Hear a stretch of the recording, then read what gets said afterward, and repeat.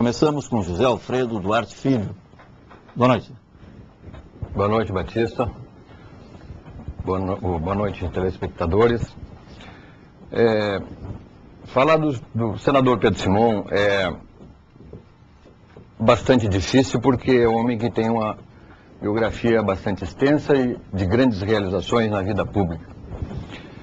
Eu, particularmente, comecei a trabalhar mais próximo do senador na feitura do seu plano de governo, 1986, quando tivemos a oportunidade de participar da transição de governo.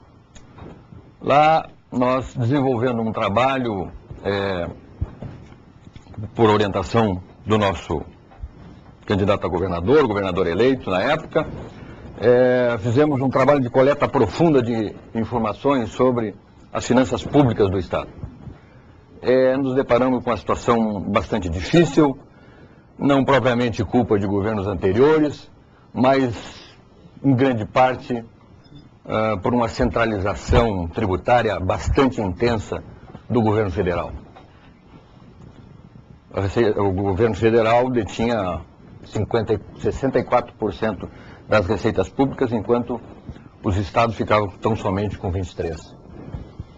Nós fizemos uma luta bastante árdua junto à Constituinte, reforma constitucional, e mudamos esse perfil de forma que o governo federal veio perdendo receita e chegou a 57% ainda da fatia, bastante grande, e os governos estaduais ficaram com 28%. Isto deu um fôlego para que nós pudéssemos reorganizar as finanças estaduais.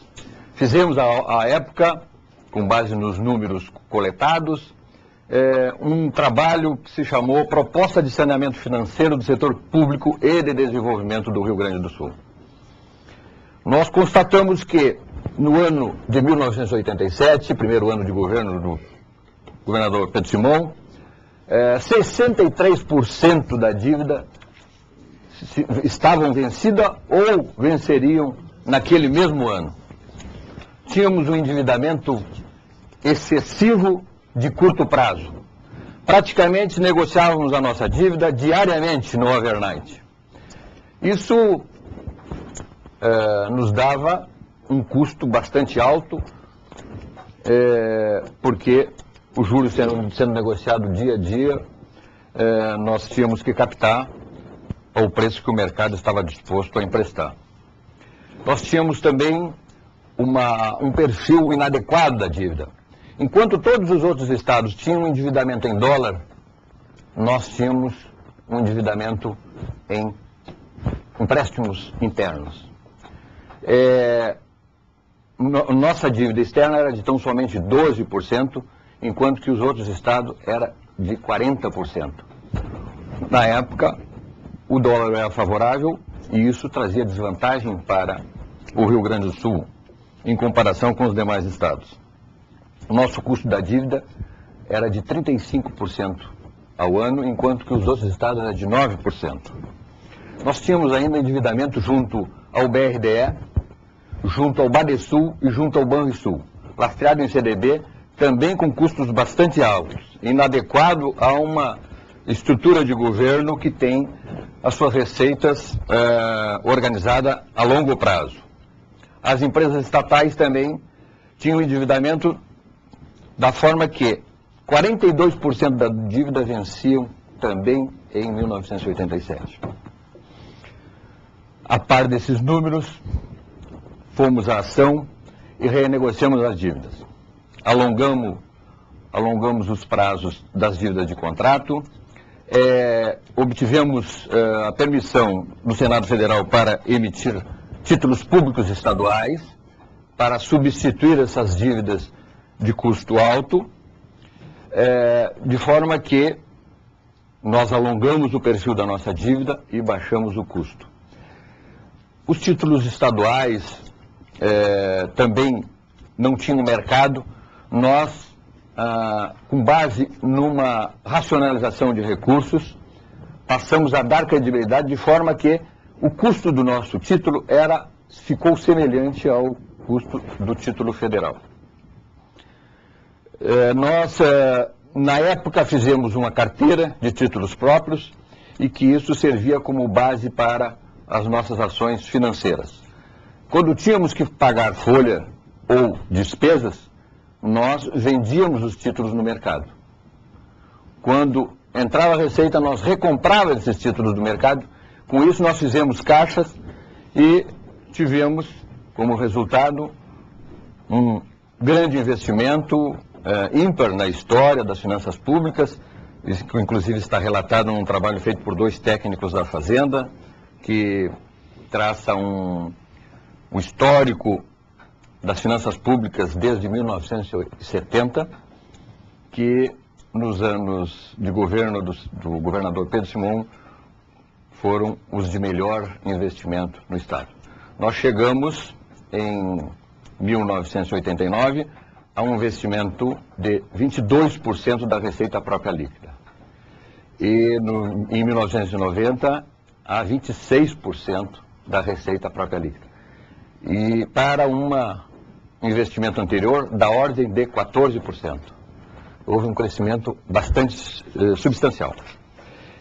Na arrecadação também do nosso principal tributo, o ICMS, nós aumentamos a receita em 28%, em média. Em parte por um trabalho direcionado à ação fiscal e um programa bastante divulgado à época, o Paguei Quero Nota.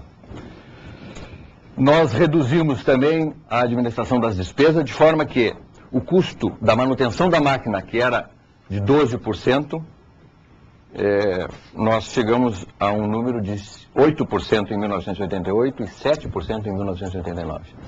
Substancial redução de custo da máquina pública estadual.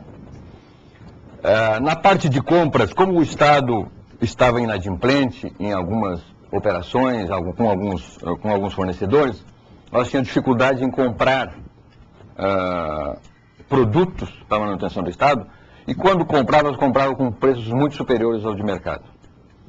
Nós passamos a fazer as licitações e passamos a buscar no mercado as ofertas que tinham para pagamento à vista. Como nós tínhamos feito caixa para, com esse fundo dos títulos públicos, nós passamos a pagar à vista as compras e com uma redução substancial de 20% sobre os preços orçados em licitação. Isto tudo baseado numa orientação única de governo do senador Pedro Simão, que tinha como base, posso dizer, a harmonia entre as secretarias, a harmonia dos seus componentes de governo, que nós dizíamos à época que nós trabalhávamos de ouvido. Nós tocávamos na fazenda, sabendo que tínhamos o respaldo do senador, porque a sua orientação era de diminuir o custo, aumentar a receita e promover e dar condições ao desenvolvimento comercial e industrial do Rio Grande do Sul. Este José Alfredo Duarte Filho, que acompanha, como todos observaram, há muito tempo o senador Pedro Simão, e que foi de seus auxiliares diretos na administração do Estado do Rio Grande do Sul, secretário adjunto da Fazenda do governo, que presta o seu depoimento pessoal e profissional sobre ações desenvolvidas naquele tempo.